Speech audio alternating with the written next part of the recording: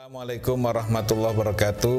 Pemirsa media Yaping yang dirahmati Allah, alhamdulillah saat ini kita berada di bulan suci Ramadan, bulan yang penuh berkah, bulan di mana Allah memberikan kelimpahan kita para umatnya. Allah Azza wa Jalla banyak berfirman di dalam Al-Quran menggunakan keterangan-keterangan waktu, dan kadang di waktu yang lain menggunakan keterangan-keterangan tempat. Misalnya wadduha, demi waktu duha, wal laili idza saja, demi waktu malam ketika gelap gulita, wal fajri walayalin asr. Lalu terkait dengan tempat, kadangkala Al-Quran menyatakan wattini waz zaitun, demi buah tin, demi buah zaitun, waturi sinin, demi Bukit Tursina. Artinya apa? Bahwa terkait dengan tempat dan waktu di dalam Al-Quran memiliki perhatian tersendiri, bahwa dua dimensi ini adalah dua dimensi yang teramat penting dalam kehidupan manusia.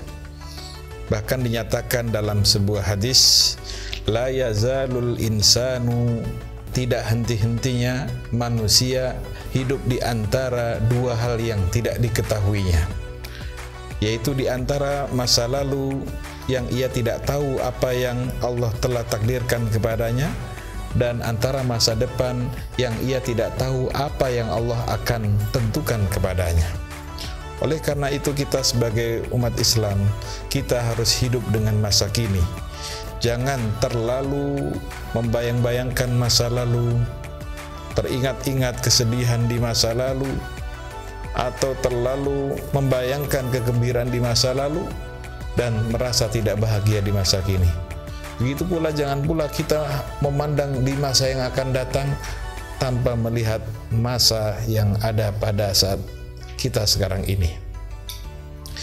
Syekh Ibnu Arabi mengatakan dalam kitabnya Az-zaman huwas sawail, waktu adalah sesuatu yang terus mengalir, sedangkan al-makan huwa az-zaman al-mutajammid, tempat adalah waktu yang dibekukan atau dipadatkan oleh Allah. Antara waktu dan tempat adalah dua hal yang sama-sama berotasi, sama-sama berputar, dan dua-duanya adalah wahana yang hakikatnya kosong. Ketika kita melihat rumah, melihat kendaraan, melihat perhiasan, melihat dimensi waktu pagi, siang, sore, dan semacamnya, itu semua hakikatnya adalah ilusi yang ditampakkan kepada kita.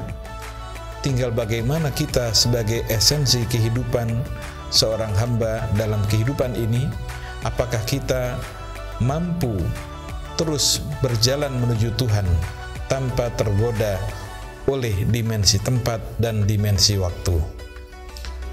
Kalau kita amati bahwa perjalanan kehidupan manusia terbagi kepada 7 fase. Yang pertama, fase di mana ia masih berada di punggung bapaknya. Fase kedua, di mana manusia itu beralih ke rahim ibunya, dan beralih ke fase ketiga, yaitu ketika manusia lahir di kehidupan dunia, dan pada akhirnya fase keempat, ia akan berada di alam barzah, dan yang kelima, ketika manusia dikumpulkan di fase padang mahsyar, dan yang keenam adalah manusia akan mengalami fase yaumul hisab, fase pengadilan Tuhan, di mana akan dipertanggungjawabkan semua apa yang telah dilakukan selama di dunia. Dan fase yang ketujuh adalah fase pembalasan atau fase akhirat, di mana di situ ditentukan apakah manusia itu berada di surga ataukah di neraka. Dan hal yang paling bahagia bagi setiap manusia adalah ketika dia mencintai dan merindui kepada Tuhannya melebihi atas kerinduannya kepada yang lain. Bahkan Syekh Hasan Al-Basri mengatakan, hari raya bagi seorang hamba adalah hari di mana seorang hamba itu tidak pernah melakukan maksiat kepada Tuhannya. Oleh karenanya, bisalah kita ambil pelajaran dari surat Al-Asr. Di situ dinyatakan wal asr, demi masa, innal insana lafi husr, sungguh manusia berada dalam kerugian, illal ladzina amanu wa amilus solihat, kecuali orang yang beriman dan beramal soleh, watawasau bil haqqi watawasau bis sabr, yang saling berwasiat dalam kebaikan dan saling berwasiat dalam kesabaran. Artinya, ada ulama yang mengilustrasikan bahwa modal yang paling utama bagi setiap manusia adalah umurnya, waktu yang dimilikinya. Diserupakan, diilustrasikan seperti sebuah es batu. Ketika es batu dibiarkan mencair, maka sirna dan hilanglah sudah esensinya. Begitupun waktu manusia, pada hakikatnya kalau dibiarkan maka akan hilang, musnah, sebagaimana mencairnya es batu itu. Maka semua yang manusia pikirkan, semua yang manusia katakan, semua yang manusia lakukan barulah mendatangkan nilai, makna ketika yang pertama digunakan untuk nilai keimanan. Yang kedua, bila mana usianya, waktunya digunakan untuk amal soleh. Dan yang ketiga, semua waktu, umur, dan usianya digunakan untuk mengajak kepada kebaikan. Dan yang keempat, bila mana waktu, umur, ataupun usia digunakan untuk menghadapi kehidupan ini dengan kesabaran.